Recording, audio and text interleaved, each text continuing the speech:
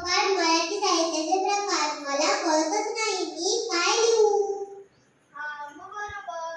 तुला तर काटे चमचा आणि बाहुलीच माहिती असणार. तुला मी मराठी साहित्याची प्रकार ओळख करून देतो. कथा हे कथा. काय रे, काय झालं? ही माझी छोटी बहीण संपदा. हाय संपदा, तू मला ओळखत नाहीस? अगं, मी तुला लहानपणापासून ओळखते. आई आजी ज्या तुला गोष्टी सांगायच्या तीच मी. माझी सुरुवात आणि शेवट आकर्षक असतो, म्हणूनच थोड्या मोठ्यांना मी आवडते. वि. स. खांडेकर व पु. काळे, जी. वी. जोशींनी मला एक ओळख मिळवून दिली आहे. आणि तुला माहित आहे का, माझी मोठी बहीण पण तुला भेटायला आली आहे. ही माझी मोठी बहीण कादंबरी.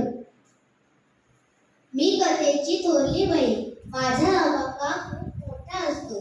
माझ्यात खूप पात्रेही असतात. वाचणाऱ्यांना मी खिळवून टाकते. मराठी साहित्यातील ययाती या कादंबरीला पहिला ज्ञानपीठ पुरस्कार मिळाला हे सांगताना माझी मान गर्वाने उंचावते. ए संपदा, ओळखलंस का? मी तुझी जीवाभावाची मैत्रीण कविता. तू माझी गायन पण करतेस आणि त्यावर नाचतेसही. आठवते का काही? माझ्यात कमीत कमी शब्दात खूप मोठा आशय समजून सांगायची ताकद असते. तुला माहिती आहे का, कवी कुसुमाग्रजांचा जन्मदिवस मराठी भाषा गौरव दिन म्हणून साजरा करतात. समजलं का तुला? अगं हे संपदा, ऐकलंस का? या कविता, कथा, कादंबरीचे एकत्रित रूप म्हणजेच मी. नाटक. आकाशात जसे ध्रुव ताऱ्याला अढळ स्थान आहे, तसे साहित्यात मला आहे. हुशार निर्माता दिग्दर्शक माझे सादरीकरण रंगमंचावर देखील करतात. म्हणूनच मी जसं वाचनीय तसंच प्रेक्षणीय सुद्धा आहे.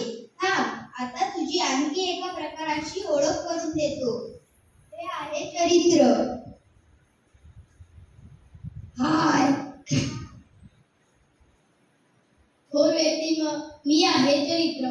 थोर व्यक्तिमत्वाचा लेखकावर प्रभाव पडतो, त्यामुळे ते लिहिण्यास प्रवृत्त होतात.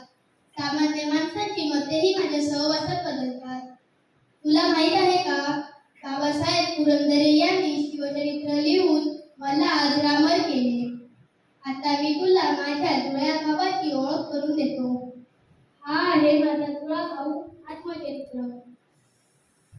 मी याचाच जुळा भाऊ, पण गुण थोडे वेगळे. थोर व्यक्ती आपल्या जन्मापासून चांगले वाईट अनुभव शब्दबद्ध करतात आणि वाचकांना प्रेरणा देतात. कळलं का?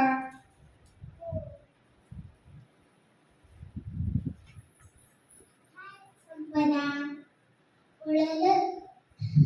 मी स्वतःच माझी ओळख करून देते. मी आहे प्रवास वर्णन. मी घर बसल्यास लोकांना जगभर फिरवून आणते. तेथे नवीन नवीन गोष्टी, पात्रे, खाद्यपदार्थांची ओळख करून देते.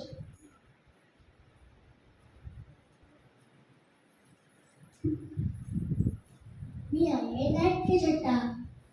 एखाद्या नाटकातील लहानसा भाग कमी वेळेस कमी पदे सादर करतात. म्हणजे त्या नाटकाचा लघुरूप कमीत कमी पात्रांमध्ये एकच घटना सादरीकरण म्हणजे नाट्यछटा.